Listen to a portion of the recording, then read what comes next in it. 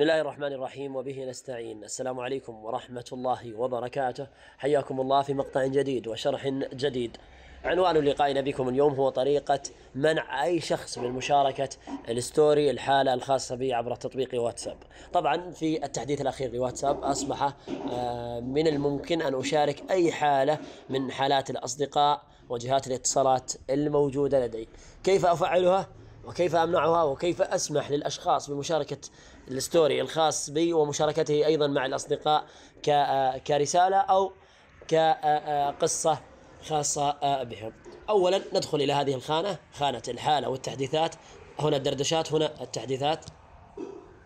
هنا الدردشات لا يهمني الدردشات، يهمني هنا التحديثات.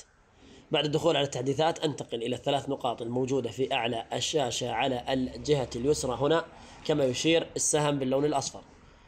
بعد ذلك تظهر لي إنشاء قناة أو خصوصية الحالة مميز بنجمة الإعدادات. أختار خيار خصوصية الحالة كما يشير أيضا السهم. الآن بعد اختيار خصوصية الحالة هنا هذا الخيار الذي يهمني هو خيار السماح بالمشاركة. هذا هو الخيار الذي يهمني كما يشير السهم.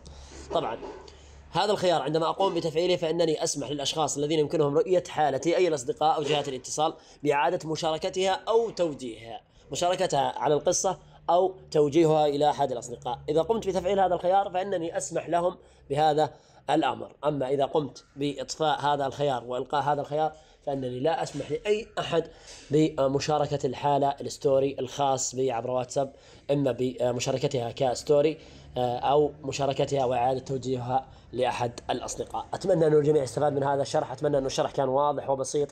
نلتقي بكم بإذن الله تعالى في مقاطع قادمة. في حال كان لديكم أي سؤال أي استفسار حول هذا المقطع أو حول المقاطع السابقة الموجودة في القناة بإمكانكم ترك هذا السؤال في التعليقات وسأرد عليه بأسرع وقت ممكن. دمتم بحفظ الرحمن، والسلام عليكم ورحمة الله وبركاته.